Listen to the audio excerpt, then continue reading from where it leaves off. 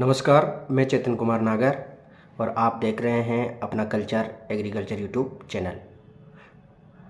दोस्तों, जलवायु परिवर्तन एवं कृषि में आवश्यकता से अधिक रासायनिक खाद के इस्तेमाल एवं आवश्यकता से अधिक रासायनिक दवाओं कीटनाशकों के इस्तेमाल से अब दिनों दिन अपनी मृदा का उपजाऊपन कम होता जा रहा है।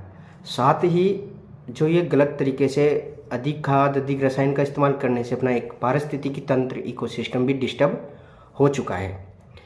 कृषि में उत्पादन को बरकरार रखने के लिए एवं पारिस्थितिकी तंत्र को बनाए रखने के लिए कृषि में टिकाऊ तकनीक की आवश्यकता महसूस होने लगी है। रासायनिक खादों एवं रासायनिक दवाओं कीटनाशकों का एक बेहतर विकल्प का कृषि उपयोग करना जरूरी सा महसूस होने लगा है। अगर लंबे समय तक मृदा से अच्छी पैदावार लेनी है तो इसके लिए रासायनिक खाद और रासायनिक दवाओं का एक बेहतर विकल्प किसान को इस्तेमाल करना जरूरी है। अतः रासायनिक उर्वरकों का सबसे बेहतर विकल्प हो सकता है जैविक खाद, बायो फर्टिलाइज़र जैविक खाद में जैसे राइजोबियम हो गया, पीएसबी कल्चर हो गया, एजोस्पाइरिलम हो गया, एजोटोबैक्टर हो गया और इनमें माइकोराइजा हो गया। और आज अपन माइकोराइजा के बारे में बात करते हैं। माइकोराइजा एक तरह का सिम्बायोटिक सहजीवी संबंध को कहते हैं, जो कि कवक और पौधों की जड़ों के मध्य सहजीवी संबंध होता है, जिसमें कवक और पौधा एक दूसरे को आवश्यक जीवन यापन करने के लिए आवश्यक वस्तुओं का आदान प्रदान करते हैं। इसको ऐसे समझे कि जैसे कवक पौधों की जड़ों में रहकर मृदा से कुछ इम्पोर्टेंट पोषक तत्व पौधों को उपलब्ध करवाता है, बदले में पौधा कवक को रहने के लिए स्थान एवं भोजन उपलब्ध करवाता है। माइकोराइजा एक बायो फर्टिलाइज़र है और जिसकी सबसे ज़्यादा पाए जाने वाली फॉर्म उस जिसको कह सकते हैं अपन आर्बिस्कुलर माइकोराइजल फंगाई AMF। आइए जानते हैं माइकोराइजा बायो फर्टिलाइज़र के क्या क्या चमत्कारिक फायदे हैं। किसान भाइयों, कुदरत ने पहले से ही एक तरह से अच्छा सिस्टम बना रखा था, जिसको इंसान की भूख ने इस तरह से बिगाड़ दिया है, इस तरह से डिस्टर्ब कर दिया है, जिसको वापस मैनेज करने की ज़रूरत है। आइए जानती है माइकोराइजा कैसे पौधों को फ़ायदा पहुंचाते हैं, जिससे उत्पादन बढ़ाया जा सके। दोस्तों, माइकोराइजा लगभग 95% पौधों की जड़ों के साथ माइकोराइजा का संबंध पाया गया है और माइकोराइजा का सिम्बायोटिक रिलेशनशिप पौधों की जड़ों के साथ पाया जाता है। जड़ों में ये आर्बिस्कुलर माइकोराइजा फंगस एक तरह से स्ट्रक्चर बना लेती है। जड़ की पौधे की जड़ का जो स्पेस है, राइजोस्फीयर जिसको कहते हैं, उसमें ये फंगस पाई जाती है। ये माइकोराइजा पौधों को न्यूट्रिएंट अवशोषण, पोषक तत्व अवशोषण में भी मदद करता है। ये सामने आया है कि लगभग सभी प्रकार के पोषक तत्व अवशोषण में माइकोराइजा पौधे की मदद करता है और 80 से 90%, 60 to 80% फॉस्फोरस अवेलेबिलिटी पौधे को बढ़ाता है। माइकोराइजा सोडियम एवं क्लोरीन जैसे पोषक तत्वों, क्लोरीन जैसे आयनों के अपटेक को कम करता है, जिससे पौधे की अच्छी ग्रोथ होती है। माइकोराइजा अपना एक विशेष प्रकार का जाल पौधे की जड़ों में बनाता है, जिसे ERM एक्स्ट्रा रेडिकल माइसीलियम कहते हैं, जो न्यूट्रिएंट अपटेक को बढ़ाता है।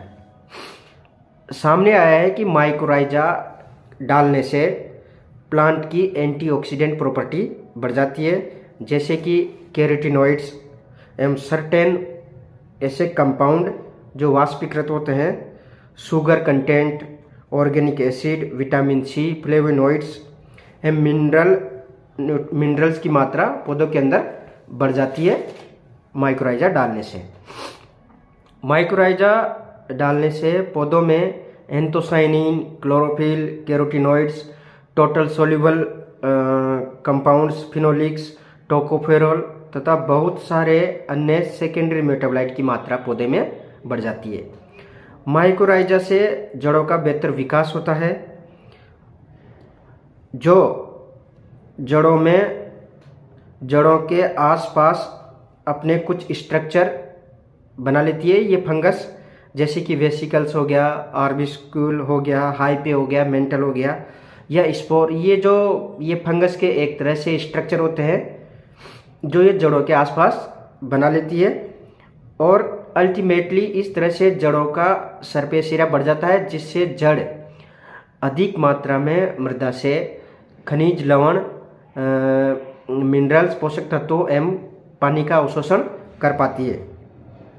माइक्रोराइजा से पौधों का पोषक तत्व उपलब्धता बढ़ती है तथा इससे पोषक तत्वों की ट्रांसलोकेशन, मतलब जो पोषक तत्व मृदा में उपस्थित होते हैं उनकी आवाजाही में भी ये मदद करता है। माइक्रोराइजा से मृदा की क्वालिटी में भी सुधार होता है। किसान भाइयों, माइक्रोराइजा से मृदा का जो स्ट्रक्चर या टेक्सचर होता है उसमें सुधार होता है, जिससे मृदा की क्वालिटी में सुधार होता है। माइक्रोराइजा के जो स्ट्रक्चर हाई पे होते हैं वो जो मृदा में उपस्थित कार्बनिक पदार्थ होता है, ऑर्गेनिक कंपाउंड होते हैं, उनको डिकम्पोजिशन में भी ये मदद करती है।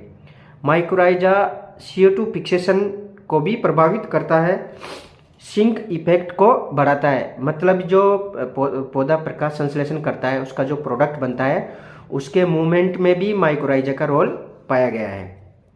माइक्रोराइजा पौधे की जड़ों के आसपास नमी बनाए रखने में भी मदद करता है। दोस्तों, आर्बिस्कुलर माइक्रोराइजल फंगस या माइक्रोराइजा एक तरह से एक प्रोटीन को प्रोड्यूस करता है जिसको अपन ग्लोमेलिन सॉइल रिलेटेड प्रोटीन कहते हैं, और ये प्रोटीन एक तरह से मृदा में नमी बनाए रखने में विशेष योगदान रखता है और ये मृदा की वाटर होल्डिंग कैपेसिटी, जल धारण करने की क्षमता को बढ़ाता है। साथ ही ग्लोमेलिन सॉइल रिलेटेड प्रोटीन ये मृदा अपरदन को रोकने में भी सहायक है। साथ ही मृदा में जो कार्बन पाया जाता है, लगभग 30% कार्बन इसी प्रोटीन का पाया जाता है, इसी प्रोटीन के रूप में मृदा के अंदर पाया जाता है।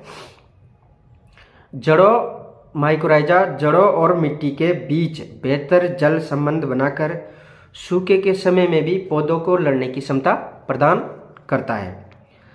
माइक्रोराइजा करता क्या है, ये पौधों के फिजियो बायोकेमिकल प्रोसेस होते हैं, जैसे कि ऑस्मोटिक एडजस्टमेंट, स्टोमेटा जो रंध्र होते हैं उनको खोलने में और बंद करने में को भी ये माइक्रोराइजा रेगुलेट करता है।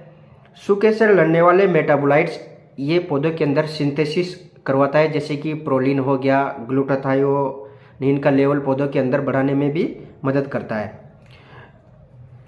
माइक्रोराइजा डालने से रूट साइज बढ़ती है, पौधे की एफिशिएंसी बढ़ती है, लीफ एरिया इंडेक्स बढ़ता है तथा प्लांट का बायोमास बढ़ जाता है। माइक्रोराइजा पौधों को लवणीय मृदा में भी एक तरह से खड़ा रखने में या लड़ने में भी मदद करता है। लवणीय मृदा में एक्चुअली रिएक्टिव ऑक्सीजन स्पीशीज, कुछ ऐसे रेडिकल्स प्रोड्यूस होते हैं जो पौधे के उत्तकों को नष्ट करते हैं। इसलिए माइक्रोराइजा पौधों के अंदर जो सूखे से लड़ने में जो सेकेंडरी मेटाबोलाइट्स होते हैं उनको स्रावित करने में मदद करता है, जैसे कि जैस्मोनिक एसिड हो गया, सैलिसाइलिक एसिड हो गया। और ये माइक्रोराइजा सोडियम क्लोरीन ऐसे जो लवणता पैदा करते हैं इनको अपटेक को रेगुलेट करता है, इनके अपटेक को रोकता है। माइकोराइजा दूषित मृदा, जिसको कह सकते हैं कि जैसे कुछ मृदा में हेवी मेटल्स, भारी धातुएं पाई जाती है, जैसे निकिल हो गया, कैडमियम हो गया, सीसा हो गया, जिंक हो गया, ऐसी मृदाओं के अंदर पौधे अच्छे से ग्रो नहीं कर पाते।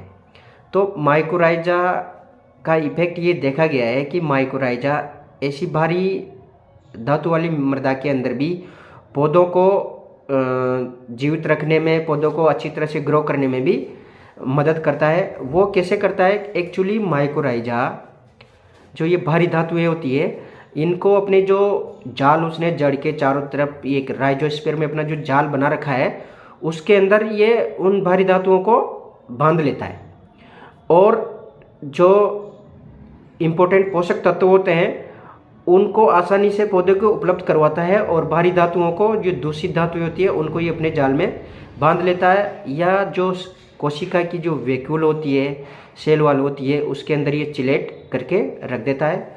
इस तरह से पौधा टॉक्सिक इफेक्ट से बच जाता है। किसान भाइयों, माइकोराइजा पौधे को हाई टेम्परेचर, मतलब उच्च तापमान और निम्न तापमान से लड़ने की शक्ति भी प्रदान करता है। ये प्रकाश संश्लेषण एफिशिएंसी को बढ़ाता है, पोषक तत्व अवशोषण अपटेक को बढ़ाता है, ज़्यादा बढ़ाता है, पौधे में पानी का लेवल मेंटेन करने में मदद करता है तथा वाटर यूज एफिशिएंसी को बढ़ाता है। Osmotic adjustment, regulation of reactive oxygen species, इस तरह से माइकोराइजा पौधे को लवणता, सूखे में, भारी मिट्टी में, साथ ही माइकोराइजा के इनोकुलेशन से या माइकोराइजा को फसलों में डालने से फसल का उत्पादन बढ़ता है, और एक पौधों को अन्य रोग कारक जैसे कि बैक्टीरिया, रोग उत्पन्न करने वाली फंगस, कवक, निमेटोड, इनसे आदि होने वाली बीमारियों से भी माइकोराइजा पौधों को बचाता है। इस तरह से माइकोराइजा पौधे को लवणता, सूखे में, भारी मिट्टी में, साथ ही माइकोराइजा के इनोकुलेशन से या माइकोराइजा को फसलों में डालने से फसल का उत्पादन बढ़ता है, और एक तरह से ये जैविक खेती में एक महत्वपूर्ण योगदान दे सकता है माइकोराइजा। तो किसान भाइयों, तो आप माइकोराइजा का इस्तेमाल करके अपने खेतों का उपजाऊपन बनाए रख सकते हैं, और साथ ही आप इस पारिस्थितिकी तंत्र को बचाए रखने में भी अपना अमूल्य योगदान दे सकते हैं। नमस्कार।